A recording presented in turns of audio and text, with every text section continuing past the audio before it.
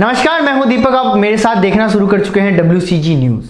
आज हम आपको बताने जा रहे हैं कनाडा के प्रधानमंत्री जस्टिन ट्रूडो और वहां पे चल रहे प्रदर्शनकारियों के बीच क्या है मनमुटाव। सिंधु बॉर्डर पर जो हाल किसानों के ट्रैक्टर ने किया था, आजकल वही हाल कनाडा की राजधानी ओटावा का है, जहां 20,000 ट्रकों ने इस शहर को घेर लिया है। कनाडा में यह विरोध प्रदर्शन ट्रक ड्राइवरों के लिए कोविड वैक्सीन को अनिवार्य किए जाने के खिलाफ हो रहा है। ये प्रदर्शनकारी कनाडा के प्रधानमंत्री जस्टिन ट्रूडो के आधिकारिक निवास तक पहुंच गए हैं और हालात इतने बिगड़ गए हैं कि ट्रूडो को वहां से अपना घर छोड़कर किसी अज्ञात जगह पर जाकर छिपना पड़ा। ये वही जस्टिन ट्रूडो है जिन्होंने भारत के किसान आंदोलन के दौरान प्रदर्शनकारियों को अपना समर्थन दिया था और दिल्ली में हजारों ट्रैक्टरों के प्रवेश को लोकतांत्रिक बताया था। लेकिन आज वही ट्रूडो अपने देश में ट्रक ड्राइवरों के प्रदर्शन को अलोकतांत्रिक बता रहे हैं और यह भी कह रहे हैं कि कुछ विदेशी ताकतों इन ट्रक ड्राइवरों के प्रदर्शन को स्पॉन्सर तक कर रही है। यहां यह जान लेना जरूरी है कि कैसे कनाडा के 50,000 ट्रक ड्राइवरों ने वहां के प्रधानमंत्रियों को छिपने के लिए मजबूर कर दिया और प्रधानमंत्री ट्रूडो को इन ट्रक में भारत के ट्रैक्टर वाले प्रदर्शन का मजा तो आ ही रहा होगा। इस समय कनाडा की राजधानी ओटावा को 50,000 ट्रक ड्राइवरों ने हाईजैक कर लिया है और इस प्रदर्शन में लगभग 20,000 ट्रक ओटावा की सड़कों पर खड़े हुए हैं। यह पूरी दुनिया में ट्रकों का अब तक का सबसे लंबा काफिला है, जिसे कनाडा की संसदीय कार्यप्रणाली, सरकारी कार्यालय और प्रधानमंत्री के दफ्तर और आवास का कामकाज पूरी तरह ठप कर रखा है। और कनाडा के 3 करोड़ 80 लाख लोगों को यह तक नहीं जानते कि उनके प्रधानमंत्री जस्टिन ट्रूडो इस समय कहां है और किस हालत में मौजूद हैं। 19 जनवरी को जब 50,000 प्रदर्शनकारियों ने ट्रकों के साथ वैनकूवर की राजधानी ओटावा में प्रवेश किया था, उस समय जस्टिन ट्रूडो को सुरक्षा कारणों से अपने परिवार के साथ प्रधानमंत्री आवास छोड़ना पड़ा था। और इस समय वो कनाडा में ही है या नहीं, इसका जवाब किसी के पास नहीं है। यह दुनिया के इतिहास में शायद पहली ऐसी घटना है जब एक देश के प्रधानमंत्री को अपने ही देश के प्रदर्शनकारियों से छिपने के लिए अपना सरकारी आवास छोड़ना पड़ा। और यह घटना इसलिए भी ऐतिहासिक है क्योंकि ऐसा करने वाले नेता और कोई नहीं, वही जस्टिन ट्रूडो है, जिन्होंने भारत के किसान आंदोलन के दौरान लोकतंत्र में प्रदर्शन के अधिकार पर शानदार लेक्चर दिया था। तब जस्टिन ट्रूडो ने कहा था कि वो भारत में प्रदर्शन कर रहे किसानों के लिए चिंतित है और चाहते हैं कि शांतिपूर्वक प्रदर्शन करने वाले किसानों को किसी तरीके से कोई नुकसान ना पहुंचाया जाए। लेकिन अब जब भारत के ही किसानों की तरह कनाडा के ट्रक ड्राइवर्स ने अपने ही देश की राजधानी को बंधक बना लिया है, तो जस्टिन ट्रूडो गायब है।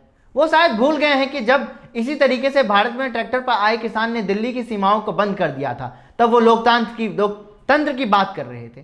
कनाडा के ट्रक ड्राइवर्स वैक्सीनेशन को अनिवार्य कराने के लिए कोविड प्रतिबंधों की सख्ती का विरोध करते हुए कुछ दिनों पहले जस्टिन ट्रूडो ने यह ऐलान किया था कि जिन ट्रक ड्राइवर्स को अब तक वैक्सीन नहीं लगवाई है, उन्हें अमेरिका से कनाडा में प्रवेश करते समय 14 दिन के लिए क्वारंटाइन होना होगा। इसके अलावा ऐसे ड्राइवर्स की अनियमित तौर पर कोविड जांच होगी और जरूरत पड़ने पर उनके खिलाफ जुर्माना भी लगाया जाएगा। इस समय कनाडा में लगभग 3.5 लाख ट्रक ड्राइवर्स हैं और समझने वाली बात यह है कि 3.5 लाख ट्रक ड्राइवर्स में से लगभग 85% वैक्सीन की दोनों डोज लगवा चुके ड्राइवर्स हैं, यानी कि फुल्ली वैक्सीनेटेड है। केवल 15% ड्राइवर ही ऐसे हैं जो वैक्सीन का विरोध कर रहे हैं। यानी आप कह सकते हैं कि केवल मुट्ठी भर लोगों ने कनाडा की संवैधानिक व्यवस्था के सामने एक बड़ा संकट खड़ा कर दिया है।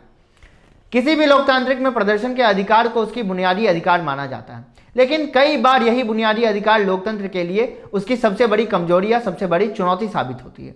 उदाहरण के लिए कनाडा के लगभग 80% लोगों वैक्सीन की दोनों डोज लगवा चुके हैं। इसके अलावा 50% ट्रक ड्राइवर्स भी फुल्ली वैक्सीनेटेड हैं, यानी ऐसे लोग बहुमत में हैं जो वैक्सीनेशन चाहते हैं। लेकिन इसके बावजूद वैक्सीनेशन का विरोध करने वाले कुछ लोग ना तो कनाडा में बहुमत से चुनी गई सरकार और प्रधानमंत्री को छिपाने के लिए मजबूर कर दिया है।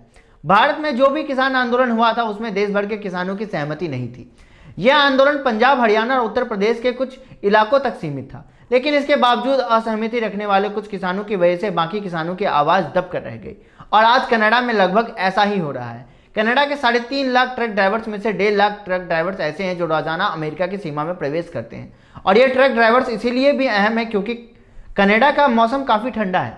वहां सुपरमार्केट्स में बिकने वाले ज्यादातर सामान अमेरिका से आता है और ये ट्रक ड्राइवर्स की ही इतना सामान कि इन सुपरमार्केट तक पहुंचाते हैं। इसलिए आज हम जस्टिन ट्रूडो से कहना चाहते हैं कि हम इन 1000 ट्रक ड्राइवर्सों की चिंता है और हम चाहते हैं कि शांतिपूर्वक प्रदर्शन करने वाले इन लोगों को किसी तरीके से कोई नुकसान ना पहुंचाया जाए। यानी हम जस्टिन ट्रूडो को वही सलाह देना चाहते हैं जो उन्होंने भारत के किसान आंदोलन के दौरान दी थी। कनाडा में जस्टिन ट्रूडो की सरकार इन प्रदर्शनकारियों को मिलने वाले फंड्स पर भी सवाल खड़े कर रही है और उन्हें शक है कि अमेरिका और दूसरे देश में मौजूद ताकत इन देशों के आंदोलन को हाईजैक कर लिया है। फ्रीडम कॉन्वे नाम के इस आंदोलन को फेसबुक पर 2,75,000 लोगों ने अपना समर्थन दिया है। इसके अलावा इस आंदोलन को अलग अलग माध्यमों से 70,000 डोनेशन मिल चुके हैं और कहा जा रहा है कि लगभग $4.5 मिलियन US यानी कि 34 करोड़ रुपए इन प्रदर्शनकारियों को आर्थिक मदद के रूप में मिले हैं ताकि यह आंदोलन कई दिनों तक चलता रहे। यह संयोग की बात है कि भारत में हुए किसान आंदोलन के दौरान भी ऐसी ही बातें सामने आई थी।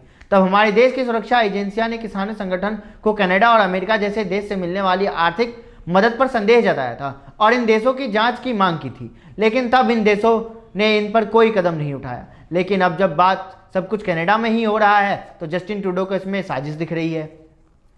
भारत का किसान आंदोलन हमारे देश का आंतरिक मामला था, लेकिन कनाडा और अमेरिका में मौजूद खालिस्तानी संगठनों ने इसका फायदा उठाया और जस्टिन ट्रूडो जैसे नेताओं ने इस पर अपनी चिंता जाहिर करके भारत के आंतरिक मामले में दखल दिया। लेकिन जब अमेरिका और दूसरे देश के नेता कनाडा में ट्रक ड्राइवर्स के समर्थन में बयान दे रहे थे तो कनाडा की सरकार उन्हें अपने देश के आंतरिक मामलों से दूर रहने की नसीहत दे रही थी। सोचिए कितनी अजीब बात है कि ये देश भारत के आंतरिक मामले में बिना सोचे समझे दखल देते हैं, लेकिन जब इनके यहाँ कोई विरोध प्रदर्शन होता है तो ये चाहते हैं इस पर कोई दूसरे देश के नेता कुछ ना बोले। जस्टिन ट्रूडो ने यह कहकर जरूर सोचना चाहिए कि अगर भारत के प्रधानमंत्री वहां प्रदर्शन कर रहे ट्रक ड्राइवर्स को सैद्धांतिक तौर पर अपना समर्थन देते हैं तो उनका क्या रुख होगा। क्या वो भारत के प्रधानमंत्री के ऐसे ही किसी कदम का स्वागत करेंगे? अमेरिका के पूर्व राष्ट्रपति डोनाल्ड ट्रंप और टेस्ला के सीईओ एलॉन मस्क ने इस आंदोलन को अपना समर्थन दिया है और उन्होंने ट्विटर पर लिखा है कैनेडियंस ट्रकर्स रूल, यानी कि कनाडा के ट्रक चालकों का शासन। इस ट्वीट के लिए कनाडा की सरकार ने एलॉन मस्क और डोनाल्ड ट्रंप की आलोचना की है और उन्हें ऐसा करने से बचने के लिए कहा है। आपको याद होगा कि भारत में जब किसान आंदोलन चल रहा था तो उस समय बारबाडोस की मजदूर सिंगल रिहाना, स्वीडन के पर्यावरण कार्यकर्ता ग्रेटा थनबर्ग और मिया खलीफा ने किसानों के समर्थन में ट्वीट किए थे। और जब भारत सरकार ने ऐसा ही रुख अपनाया था तो हमारे देश की विपक्षी पार्टियां और पश्चिमी देश की मीडिया ने भारत सरकार को असहनशील बताया था। लेकिन अब पश्चिमी मीडिया चुप है। हम रिहाना, ग्रेटा थनबर्ग और मिया खलीफा से पूछना चाहते हैं कि वो कनाडा के इन प्रदर्शनकारियों के समर्थन में कब ट्वीट करेंगी, क्योंकि ये अब ट्रक ड्राइवर्स हैं जो अगर कामकाज छोड़कर अपने घर पर बैठ जाएं तो कनाडा में खाने का संकट पैदा हो जाए। क्या अब ये इन लोगों का अधिकारों की बात करेंगे? वैसे भारत के किसान आंदोलन और कनाडा के ट्रक ड्राइवर्स के आंदोलन में एक और समानता है। 29 जनवरी को जब ओवाटा में प्रदर्शनकारी वहां की संसद और वॉर मेमोरियल के पास इकट्ठा हो रहे थे तो इसी दौरान हिटलर की नाजी विचारधारा वाले झंडे लहराए गए थे, जिसे फांसीबाज का प्रतीक माना जाता है। वर्ष 1933 में जब एडोल्फ हिटलर को जर्मनी के चांसलर के रूप में नियुक्त किया गया था तब इस झंडे को जर्मनी के राष्ट्रीय ध्वज के रूप में अपनाया गया था और इसी वजह से कनाडा की सरकार ट्रक ड्राइवर्स के विरोधी प्रदर्शन को देश विरोधी बता रही है। इंडियन हाई कमीशन ने भारतीय छात्रों के लिए जारी की गई एडवाइजरी राजधानी ओटावा में इंडियन हाई कमीशन के 3 संस्थानों के बंद होने से प्रभावित भारतीय छात्रों के लिए एक एडवाइजरी जारी की है। शुक्रवार को 18 फरवरी को जारी इस एडवाइजरी में कहा गया है कि हाई कमीशन से भारत के कई छात्रों ने संपर्क किया है जो राइजिंग फीनिक्स इंटरनेशनल इंक द्वारा संचालित 3 संस्थाओं के स्टूडेंट हैं। एम कॉलेज, ए मार्शल के सेरबुक में, सीईडी कॉलेज और ल्यूंग्यानिस में सीसीएसक्यू कॉलेज में बंद होने के बाद छात्र प्रभावित हुए हैं। लेकिन जब भारत में किसान आंदोलन के दौरान खालिस्तान के झंडे लहराए गए थे तब यही कनाडा न सिर्फ इसका समर्थन कर रहा था बल्कि वहां के सांसद इसे लोकतांत्रिक मान रहे थे। यही नहीं, जस्टिन ट्रूडो ने 26 जनवरी 2021 को लाल किले पर भड़की हिंसा पर भी कुछ नहीं कहा था, जिसमें कुछ प्रदर्शनकारियों ने लाल किले पर एक विशेष धर्म का झंडा फहराया था। हम जस्टिन ट्रूडो से यह कहना चाहते हैं कि एक समय का चक्र कोई बेईमानी नहीं कर सकता। यह पूरी ईमानदारी के साथ सच को सामने रखता है और कनाडा के प्रधानमंत्री जस्टिन ट्रूडो आज इसी कड़वे सच का सामना कर रहे हैं। आप बताइएगा कि आपको हमारी ये खास पेशकश कैसी रही। देखते रहें WCG न्यूज़, लाइक करें, कमेंट करें, सब्सक्राइब जरूर करें।